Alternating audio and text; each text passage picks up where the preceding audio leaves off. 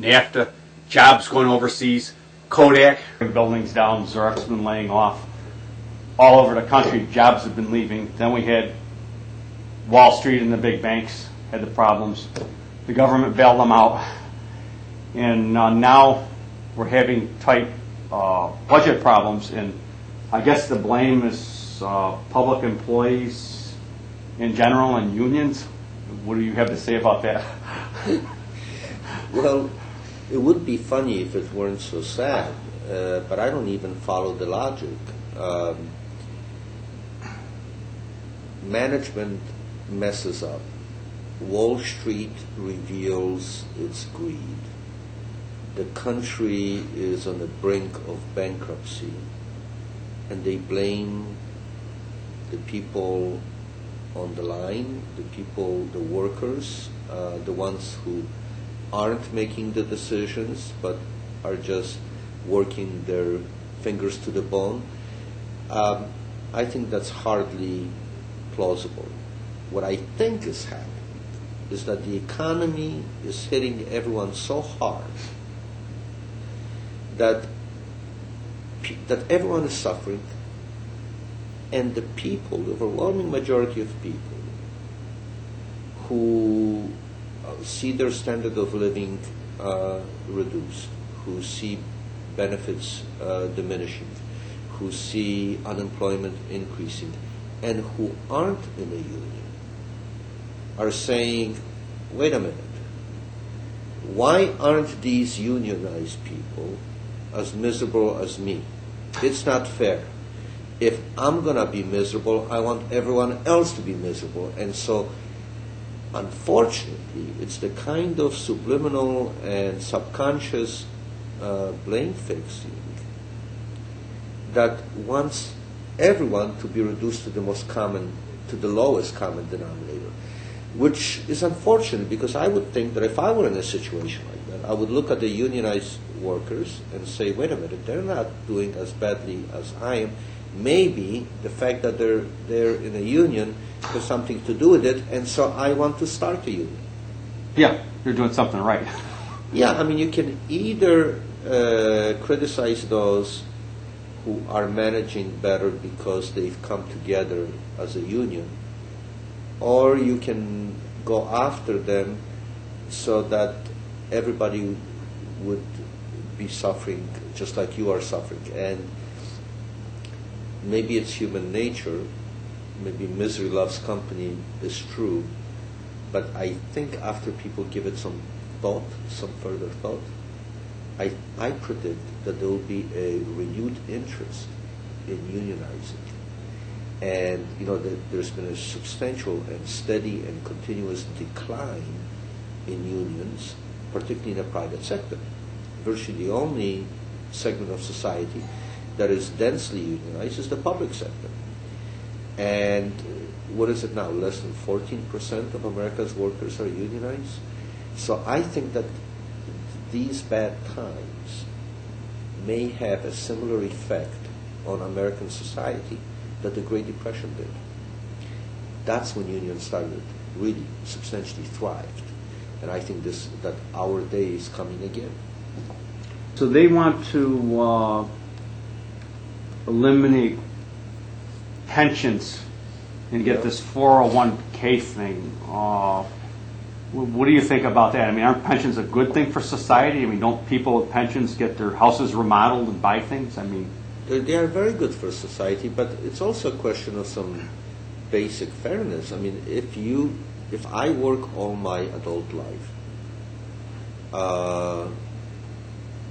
on the agreement that I'm accruing a pension, and then you take it away from me, excuse me, that's in the legal sector, that would be illegal. In the judicial sector, because that would be ex post facto. That means you create a law to make something illegal that was legal when you did it. So I think that would be ridiculous. But even to just eliminate pensions or reduce pensions for future retirees, why would we want to try to help the economy on the backs of the most vulnerable people. I mean, people, it's tough enough to make it with a pension. How are you going to make it without a pension? So the people who are arguing for that, unless they are independently wealthy, ought to think twice, because this is one of the few instances in life where everybody will eventually join the club. Yeah, unless you die. If you're lucky. Yeah, the alternative is even worse. So going after pensions, going after public sector workers' benefits is basically the wrong direction. You should not be mad that they have these benefits, which I actually consider a matter of human rights, to have access to good health care and to pension and so forth. You should be mad that you don't have it, and your reaction therefore should be to try to get it, rather than to knock it out of the other ones. Isn't it true that a lot of young people just don't think about that? I know I didn't when I was young. You don't think about retirement or... Yeah, it's human nature. You don't think about it unless you're really smart. And then you think about it when you're young. I wasn't in that category. I didn't start thinking about it till I actually noticed that I was the most senior person in every room. And so then I started thinking about that. But the earlier we think about it, the better for us personally. But those of us who are in a leadership position, who have been entrusted by either the general public or our fellow workers, we have a responsibility to keep that in mind, precisely because our newest members do not keep it in mind.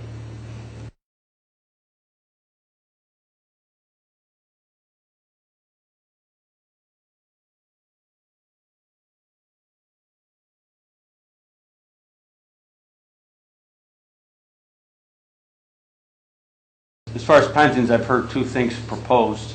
I've talked to people, I've talked to politicians, and one of them was when you retire, you have a choice of a 401k or a pension, and the other one was putting a cap on the pensions, and somebody said $60,000 a year, whatever. But what do you think about that? That sounds sort of, I mean, the second one sounds really arbitrary and not well thought out. I mean, why would someone decide that 60,000 is more than enough for people who retire? Why abridge a free market provision just for older people, for retirees? Now, as far as giving people choices, I'm all for choices, as long as the introduction of yet another option doesn't abridge what already is. So the devil is in the details. There are some people who say, I'm not even willing, I won't even talk to you about pension reform or anything. Yeah. I'm not in that category. I'm willing to talk about anything, including things that I won't agree to ultimately. But to be afraid to even discuss it, that shows uncertainty or insecurity. So yeah, we can talk about it, but when we talk about it, let's not zero in only on public employees. Well, how about if we limit, put a limit, a maximum, a cap on how much more bosses can make than workers? What if we just put a cap at 10 times more? No more. Because right now some bosses make 1,000 times more than workers. Why don't we focus on other segments of society? I think it's dangerous and unfair to single out public employees alone. What about, in the next question, while you're talking about that, the people that might propose this are part-time politicians, and we'll name them, the city school board, and then all these boards in these towns, correct? They all get pensions on these jobs. They have to, meet twice a month? I don't know if they actually get pensions. Many of them get stipends or honoraria. Some get part-time salaries. I don't know to what The extent. lawmakers in Albany, I understand, do get The pensions. lawmakers do. I was just thinking about school board members. But you're right. Look, leadership starts at the top. You cannot teach what you do not model. So anybody who's talking about pension reform for public employees should begin by examining their own pensions. Yeah, because I know there was some argument over that. That's right. That's right. Yeah, they talk about cutting back the fat, and you pick up the paper and you read about this ice skating rink that got public money or something, and where the money was going. And you read about 20,000 in cigars. You read about these. Pardon me, I think they were union workers, but they're going to jail and they were doing work for public officials, and the public official says, "Well, we didn't know this. We were paying for it," but the union guys go to jail. And all these things going on that the taxpayers are paying for. I mean, is that fat? It's unfortunate because most people are decent and honest, but those who aren't ruin the reputation and the effectiveness of all those who are. And it's particularly important for people in the public eye and political leaders to be not only responsible, but to be ethical and to set an example for the rest of society.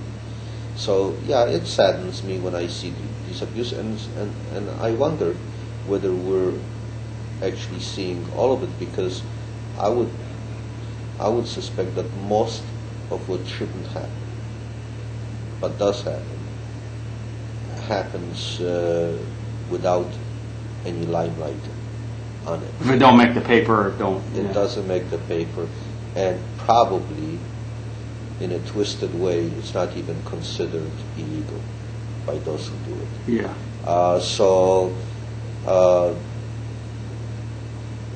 I think the public should continue to demand responsiveness and accountability and modeling from the people who are suggesting to the rest of us how we should be.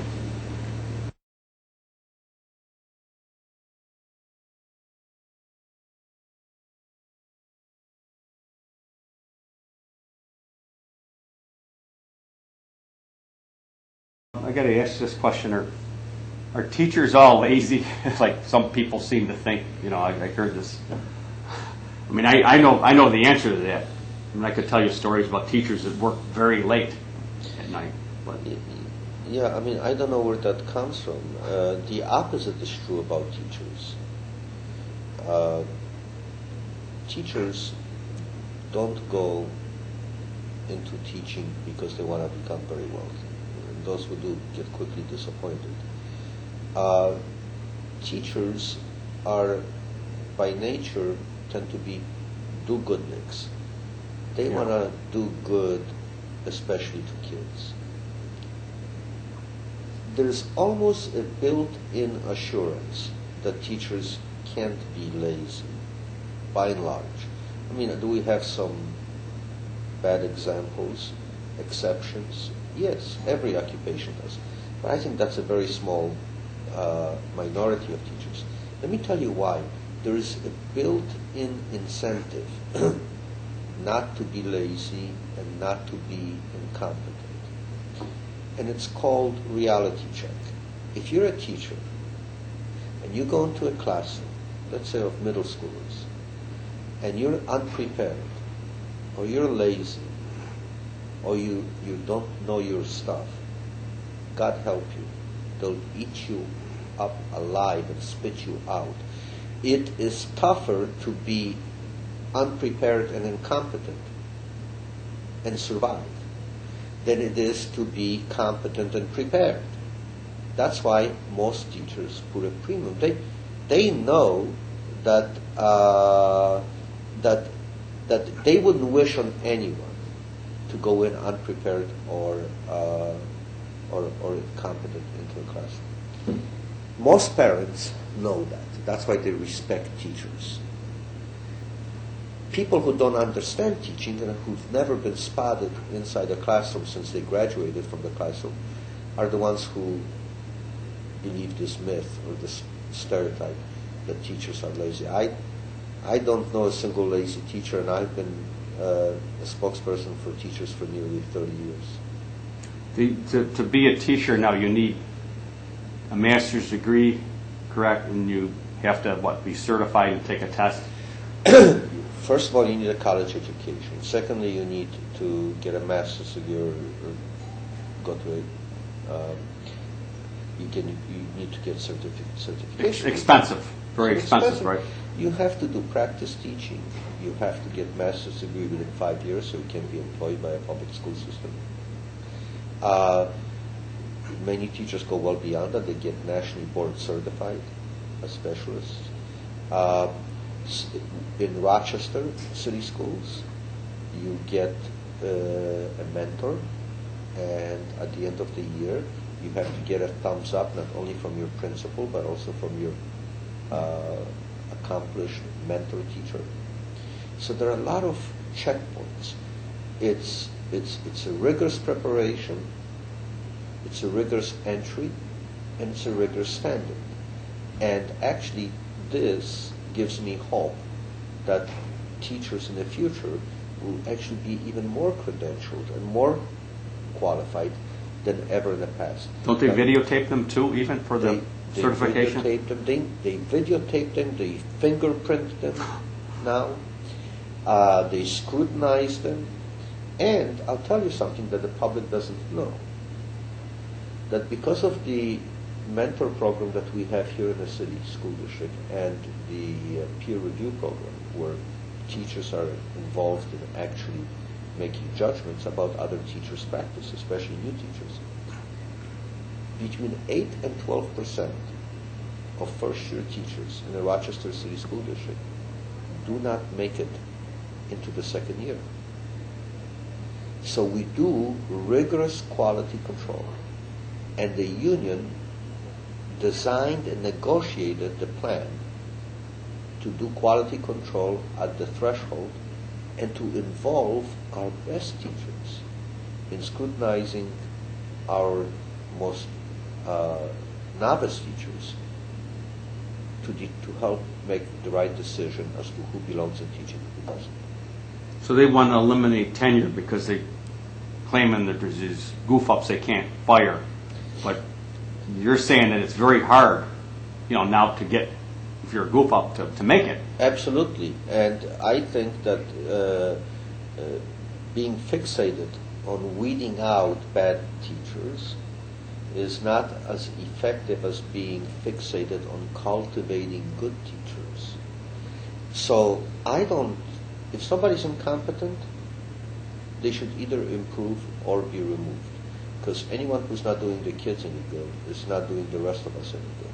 And I don't want them in my union, and I don't want them in my profession.